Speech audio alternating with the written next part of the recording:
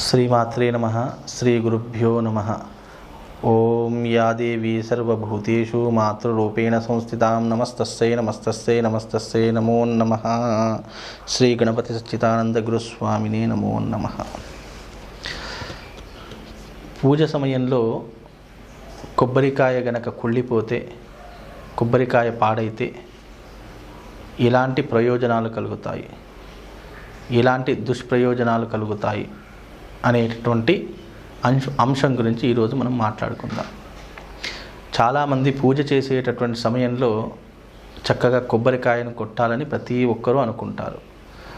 ప్రతిరోజు కాకపోయినా వాళ్ళ యొక్క సమయాన్ని బట్టి లేదా వాళ్ళ యొక్క భగవంతుని యొక్క రోజును పట్టుకొని కొబ్బరికాయ కొడుతుంటారు. శుక్రవారం వచ్చిందంటే అమ్మవారికి చాలామంది షాపులలో కూడా పూజ చేసేటటువంటి సమయంలో కొబ్బరికాయ కొడుతూ ఉంటారు. ఇంట్లో కూడా మనం అప్పుడప్పుడు పండుగలకు, పబ్బాలకు, అదే రకంగా మన ఇంట్లో చేసేటటువంటి వ్రతాలకు మనం కొబ్బరికాయను కొడుతూ ఉంటాము. అలా కొట్టేటటువంటి సమయంలో ఏదో ఒక కొబ్బరికాయ అది కుళ్ళిపోవడం కానీ పాడవడం కానీ జరుగుతూ ఉంటుంది. అలా జరిగేటటువంటి సమయంలో ఏదో ఒక అనుమానాలు మనిషికి వస్తూ ఉంటాయి. ఎందుకంటే మనిషి అంటేనే అనుమానంతో కూడి ఉన్నటువంటి శరీరమే ఈ యొక్క తత్వము, శరీర తత్వము. అయ్యో గురువుగారు, పంతులు గారు, మరి కొబ్బరికాయ కొళ్ళిపోయింది, మరి ఇది ఎలా, దీనికి సంకేతం ఏమిటి అని చెప్పేసి అడుగుతూ ఉంటారు. అయితే ఈ యొక్క పూర్ణ ఫలము, సృష్టిలో నీరు ఉన్నటువంటి కాయ, ఏకైక కాయ కేవలం కొబ్బరికాయ మాత్రమే. దానిలో ఎలా నీరు వస్తుందో ఎవరికీ తెలియదు. అలాగే అది కుళ్ళిపోయింది అని కూడా గ్రహించడం చాలా కష్టం. అలా కుళ్ళిపోయింది అని అంటే అది ఏదో చెడు సంకేతంగా మనం భావన చేసుకోకూడదు. అది భగవంతునికి సమర్పించాము అని చెప్పేసి మనం భావన చేసుకోవాలి. ఎప్పుడూ కూడా కొబ్బరికాయ కుళ్ళిపోయింది, కొబ్బరికాయ పాడైపోయింది, అయ్యో కొబ్బరికాయ ఈ విధంగా పగిలిందే, దీనికి ఏదైనా చెడు సంకేతాలు జరిగే అవకాశం ఉందేమో అని చెప్పేసి చాలామంది భయపడుతూ ఉంటారు, ఇబ్బంది పడుతుంటారు. అలాంటి సందేహం ఏమీ అవసరం లేదు. ఒకవేళ కొబ్బరికాయ గనక కుళ్ళిపోయినట్టయితే, పాడైనట్టయితే దానికి మనం ఏమని భావన చేసుకోవాలి?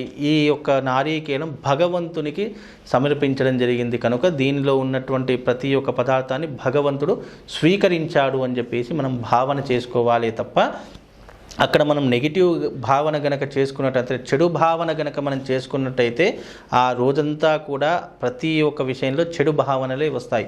ఏ చిన్న విషయం చెడుగా జరిగినా కూడా అయ్యో కొబ్బరికాయ అలా పగిలింది కదా, అందుకే ఈ విధంగా జరిగింది అనే ఒక ఆలోచన మనిషి మైండ్లో కూర్చుండిపోతుంది. దాని ద్వారా ఏమవుతుంది? గొడవలు పెరిగిపోతాయి, మనసులో అపార్థాలు వస్తాయి, కుటుంబంలో కలత ఏర్పడుతుంది. ఇలాంటివి ఎప్పుడూ కూడా మనిషి ఎప్పుడూ కూడా పాజిటివ్గా అంటే మంచిగానే ఆలోచించాలి. కానీ చెడుగా ఎప్పుడైతే ఆలోచించడం మొదలు పెడతావో నీ యొక్క సమాజంలో ప్రతి ఒక్కటి చెడుగానే కనబడుతుంది.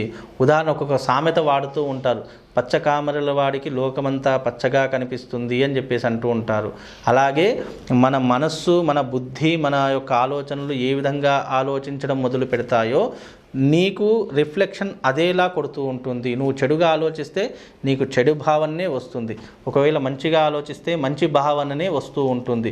లైక్ మన జీవితం అనేటప్పుడు ఒక అద్దం లాంటిది. మన అద్దంలో మన ఆహభావాలు ఏ విధంగా ఉంటాయో అదే రకంగా రిఫ్లెక్షన్ వస్తుంటుంది.